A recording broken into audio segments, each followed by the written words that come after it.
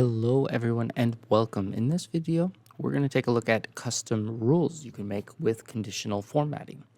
This essentially allows you to build any sort of rule based on a boolean or true and false condition. You can make pretty much anything that you want to be the rule, provided that the outcome would be true or false. With the addition of being able to have multiple rules, you can pretty much set something up for any circumstance. It just is a matter of how much work would it be to set that up. The foundations of this, whatever the condition is, it has to be a formula that would result in a true or a false.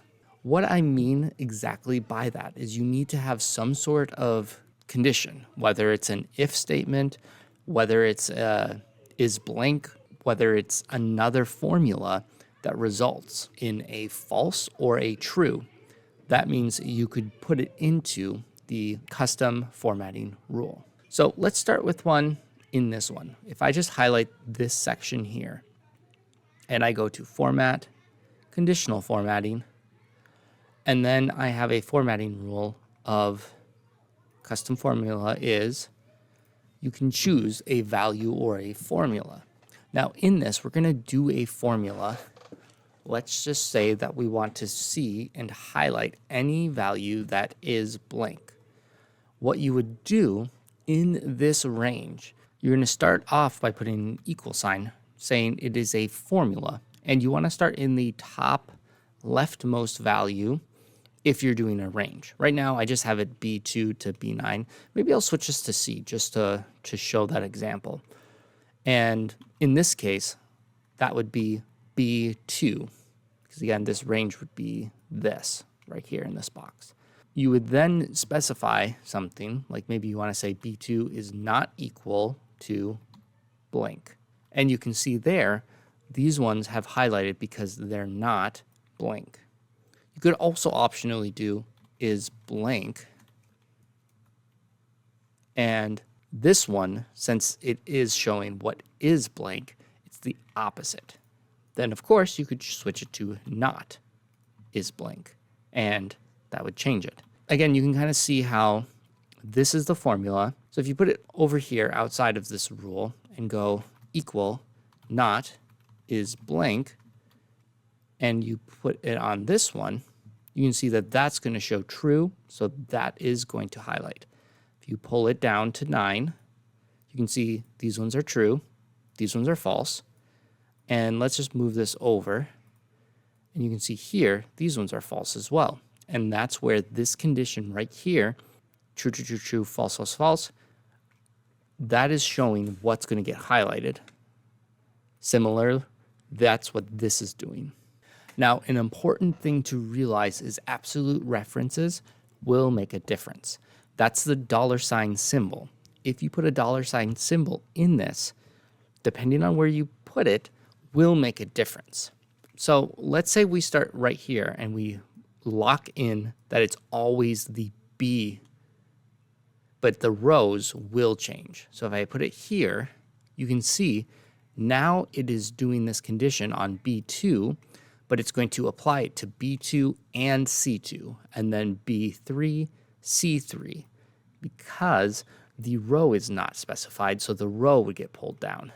Similarly, what would happen is if you put it here in this one, and then you pull it down, you can see here that those are true, and then if I pull it to the side, these are also true.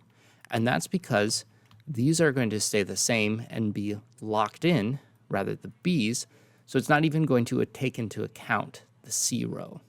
The next thing too is if you switch this to the row, then that just means that the B, it's going to have all of this row be true and all of this row be false. Because this is showing, is B2? Yes. B has something in it. And then on this side, does C2 have anything? Because it's always looking at this row.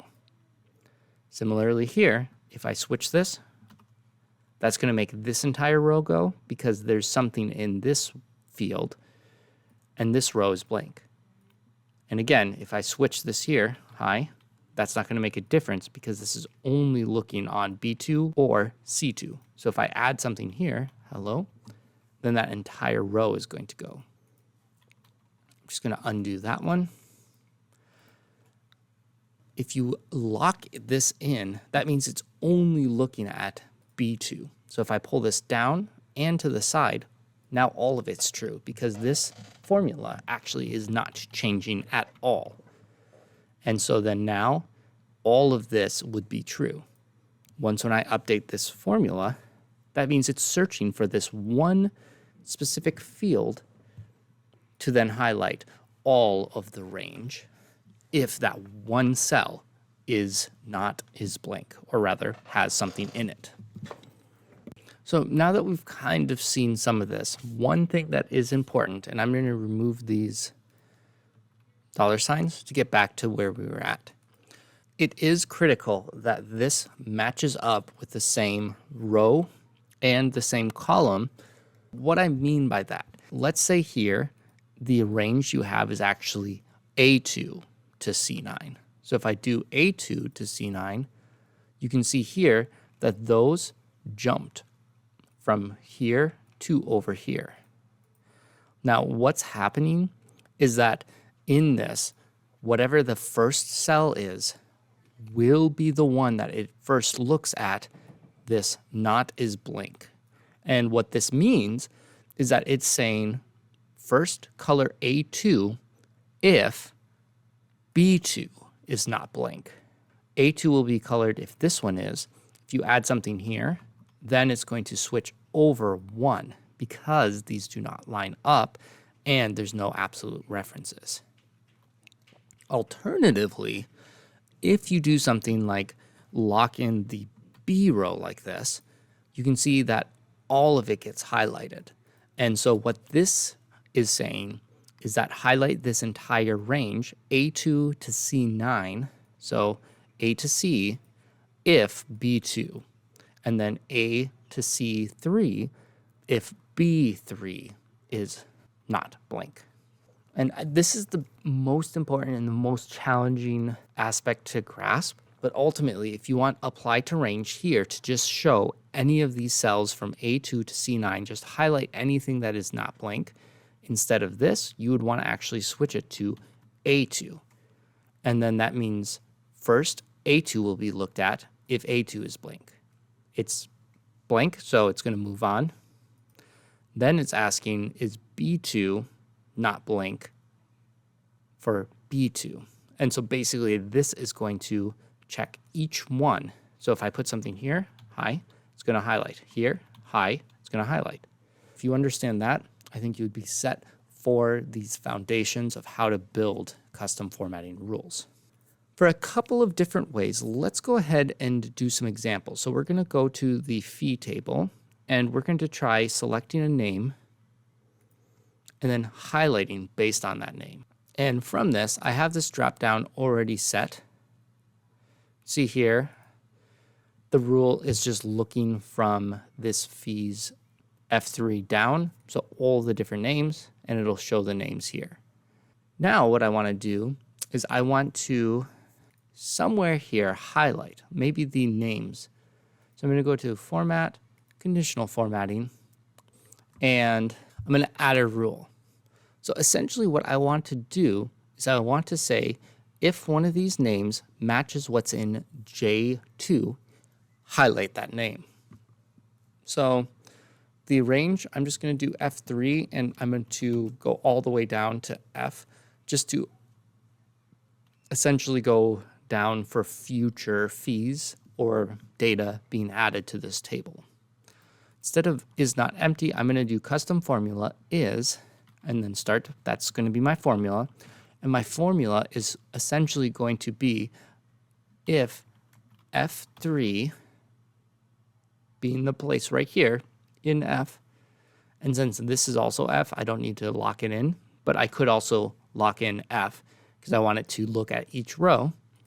Then I'm going to do equals, and then that's going to be the J2. Now, if I just do J2, it's going to be off by a little bit.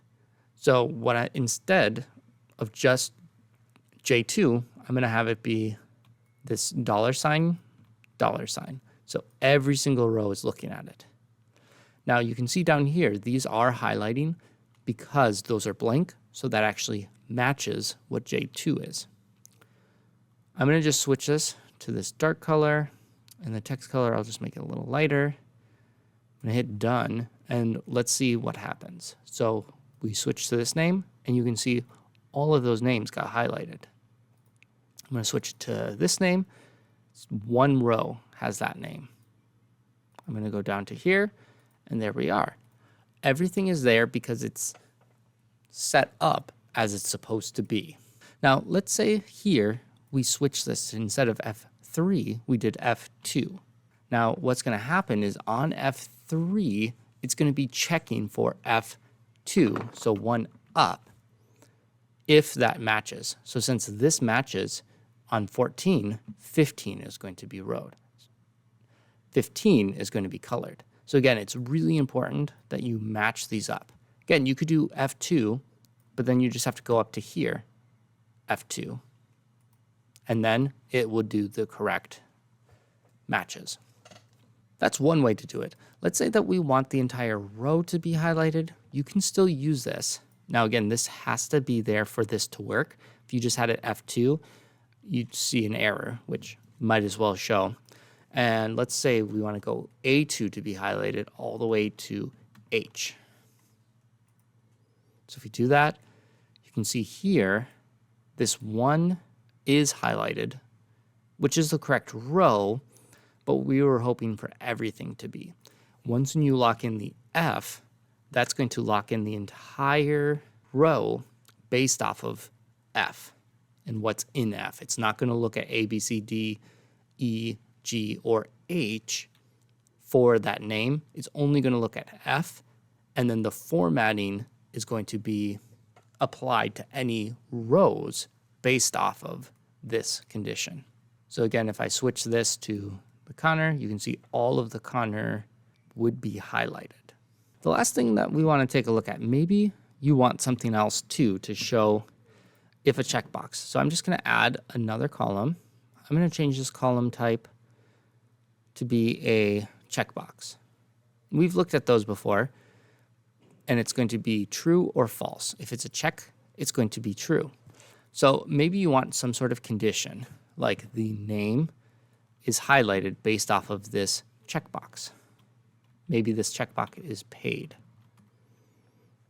So true, they've paid. False, they haven't.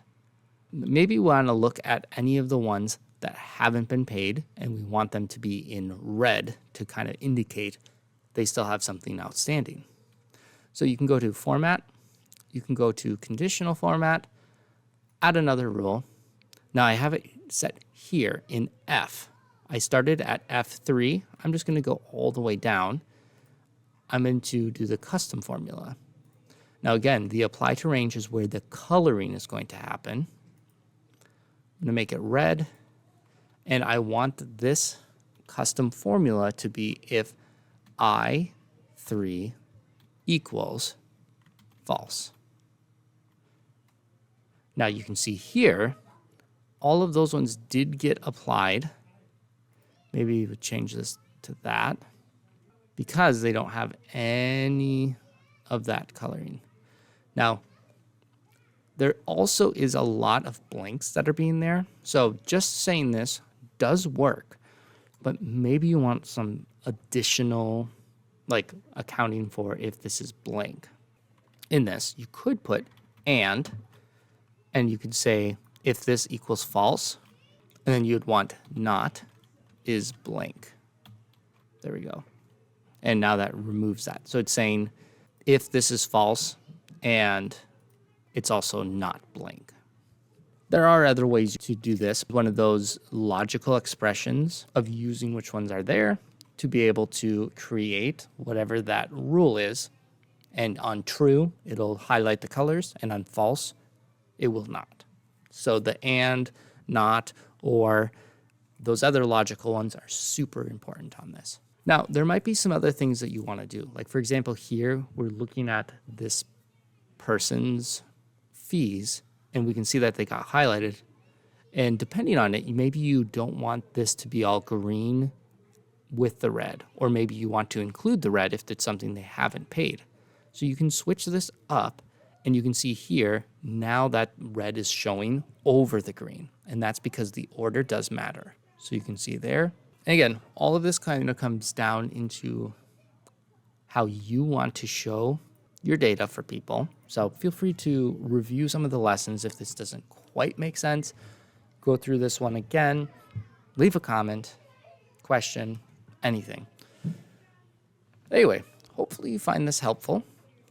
This is the last lesson type. We'll have another challenge question task to go through these, and then we'll kind of conclude this entire series of intermediate spreadsheets. So thank you again for watching. Please do those social things like share, subscribe, and we'll see you in the next one. Bye now.